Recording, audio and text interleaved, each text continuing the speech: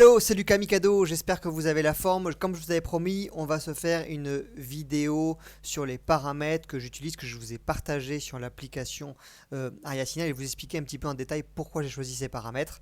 Il n'y a rien de bien compliqué et on va voir ça tout ensemble. Ça tombe bien puisque je viens Aria vient de se déclencher en mode automatique sur un thread sur l'Ibex.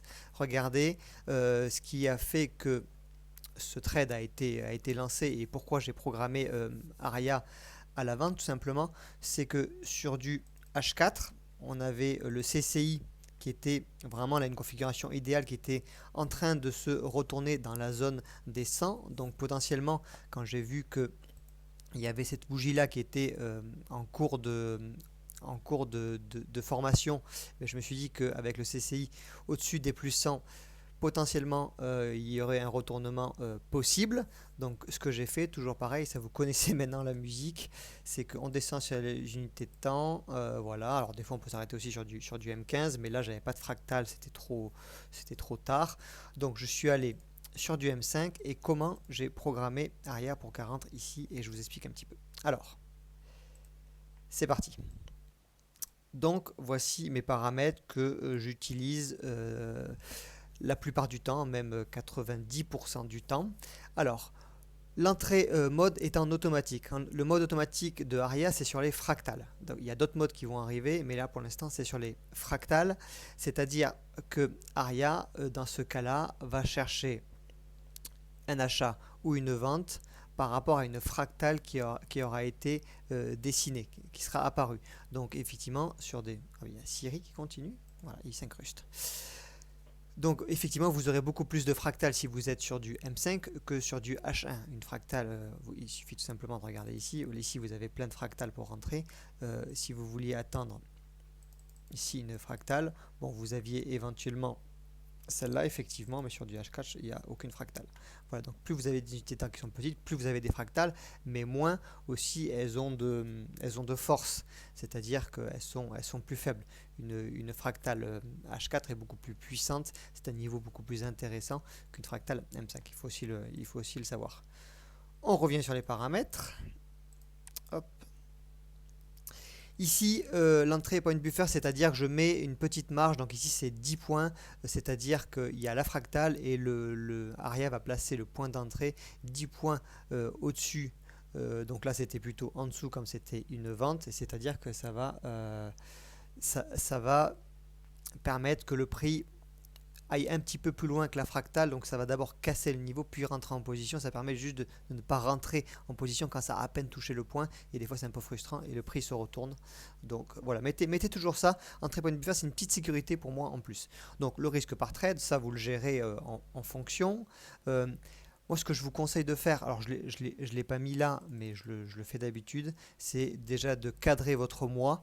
Donc, vous dites, par exemple, c'est un exemple, je ne veux pas descendre en dessous de moins 4 et je veux aller chercher du 6%. Donc là, vous savez que vous mettez ça sur toutes vos templates, toutes vos programmations, et que votre mois va se situer forcément entre 4%, entre moins 4 pardon, et 6%. Voilà. Vous pouvez aussi au niveau du stop. Le stop que j'ai choisi, c'est le stop U. Alors je trouve que c'est un stop qui est très pertinent, qui est calculé automatiquement avec Aria. Moi j'aime bien tout ce qui est automatique pour au moins se prendre la tête le moins possible. Et le time frame, c'est-à-dire que Aria, alors même si je suis sur du M5, Aria va calculer un stop sur du H1. Et en général, 99% du temps, le stop est bien placé. Donc là, il s'est placé automatiquement à ce niveau-là. Vous voyez, et ce que j'ai fait comme le point d'entrée, j'ai dit Aria, tu me prends 10 points de marge, c'est-à-dire qu'au lieu que le stop soit collé ici, donc effectivement ça peut se retourner, et ben, des fois ça vient chercher les plus hauts, et ben, tu mets une petite marge, donc il était à ce niveau-là. Voilà. Le Smart Take Profit, donc c'est le TP en mode automatique, c'est-à-dire que vous dites à Aria, je veux minimum 1.25 sur mon risque rendement. Voilà. Donc vous misez 1 et je vais aller chercher minimum 1.25 et tu vas m'optimiser ça. C'est-à-dire que si c'est les minimum 1.25, donc si tu peux aller me chercher plus, 1.5, 1.75, voire 2, et bien Aria va placer automatiquement votre TP sur une zone appropriée. Voilà, ça c'est le minimum que vous demandez à Aria. Et donc c'est le mode Smart Take Profit. Vous avez aussi d'autres modes. Je l'ai mis en mode voilà, Smart Take Profit en mode automatique. Voilà, moi j'aime bien tout ce qui est auto. Et pareil, exactement pareil que pour l'entrée point buffer, que le stop, j'ai mis une marge de 10 points, c'est-à-dire qu'elle va trouver une borne et elle va se mettre, le TP va se mettre 10 points au-dessus pour être sûr que des fois, pour prendre un petit peu de marge, et c'est bête de louper un TP des fois pour 10 points. Le trailing mode, le trailing mode, c'est tout simplement ce qui va accompagner votre trade. Donc, qu'est-ce que j'ai choisi là pour ce trade là? C'est le combo Fractal Pulse. Donc, pourquoi c'est un combo? Puisque tout d'abord, Aria va passer à break-even une fois que la ligne violette, donc la ligne violette correspond au point de break-even, c'est-à-dire que votre stop, automatiquement que vous soyez devant les écrans, pas devant les écrans, vous faites autre chose. Et mais dès que ce point sera atteint, et bien, votre niveau de stop va arriver à votre point d'entrée. Voilà, vous êtes sécurisé. Donc ça, vous pouvez choisir le pourcentage. En fait, donc si je déplace, par exemple, si j'aurais mis 25%, et ben le break-even aurait été peut-être à ce niveau-là. Donc j'aurais sécurisé plus vite, mais aussi j'ai un risque plus important de terminer ABE. Qu'est-ce que je disais? Et le trailing time frame, c'est sur l'unité de temps d'intervention, c'est-à-dire que ça, c'est pour le Fractal Plus, c'est-à-dire que Aria va, une fois qu'on est passé à break-even, va déplacer votre stop dans votre zone de profit. Là, vous êtes bien d'accord, tout ça ici, c'est votre zone de profit, va déplacer votre stop au fur et à mesure pour sécuriser votre trade une fois qu'une fractale va apparaître. Là, vous voyez, il n'y a pas de fractale encore. Donc le stop n'est pas encore déplacé, mais si le prix commence à fluctuer, il va y avoir des fractales qui vont se créer, donc mon stop va automatiquement s'ajuster et se rapprocher de mon TP pour sécuriser mon trade. Donc en cas de retournement, vous encaisserez quand même des gains. Et tout ça, c'est en mode automatique. C'est toujours pareil, tout est automatique. Là, je vous montre les paramètres, mais tout ça, c'est géré. Vous êtes loin devant les écrans et c'est géré par Aria. Voilà, partial close. Alors partial close, vous pouvez l'activer ou le désactiver. Partial close, c'est tout simplement quand vous arrivez à ce niveau-là à break-even, vous décidez d'encaisser 50%. Donc ça peut être considéré aussi comme un TP1 ou tout simplement vous laissez courir pour aller au TP2. Attention, quand vous faites 50%, c'est bien, vous encaissez, mais vous réduisez aussi votre risque rendement. Voilà.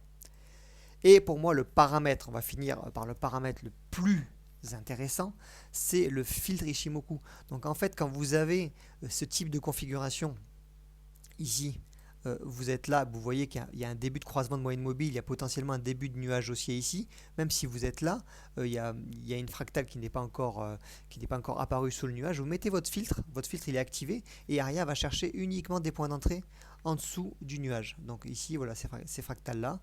Donc elle va prendre en compte, là elle a pris en compte, il me semble, c'était, je sais plus, c'était celle-là. Voilà. Et donc vous êtes tranquille, c'est-à-dire que votre trade est filtré, la tendance est filtrée automatiquement. Et moi je trouve que de toute façon se positionner, c'est pour ça que c'est une technique qui marche plutôt bien, c'est que se positionner en sortie de nuage, quand vous avez une nouvelle tendance qui dessine, là vous voyez très bien, vous avez une tendance haussière, vous avez un range, on arrive à un niveau clé, voilà, il y a une indécision sur le prix, et là ici il y a un début de nuage, alors quand regardez, il y a un début de nuage baissier. Du coup, ça peut être très intéressant de programmer Aria avec un filtre Ishimoku. Alors, si vous n'utilisez pas le nuage, vous pouvez aussi tout simplement prévoir un filtre moyenne mobile ou avec les points pivots. Voilà, en fonction le RSI aussi, vous pouvez l'utiliser. Voilà, moi en tout cas, j'utilise beaucoup le filtre Ishimoku qui est là depuis la dernière version. Voilà, j'ai pris un petit peu le temps de vous expliquer tous ces paramètres en espérant que ça réponde à vos questions. L'important, toujours pareil, c'est pas forcément de prendre ces paramètres et de faire exactement pareil, c'est d'apprivoiser Aria, de vous créer votre propre méthode, votre propre condition d'entrée. Moi j'ai un papier, si je regarde sur ma droite, vous le voyez pas, mais j'ai un papier dans lequel j'ai noté mes conditions d'entrée, notamment voilà, croisement des trois moyennes mobiles, début du nuage haussier, le CCI sur des unités de temps qui est plus longue qui est en zone de retournement. Enfin voilà, tout ça qui font que vous avez une trame à suivre et ça vous aide à cadrer votre trading. Voilà, c'était Lucas Mikado. J'espère que cette vidéo vous aura plu et on se dit à très vite. Ciao.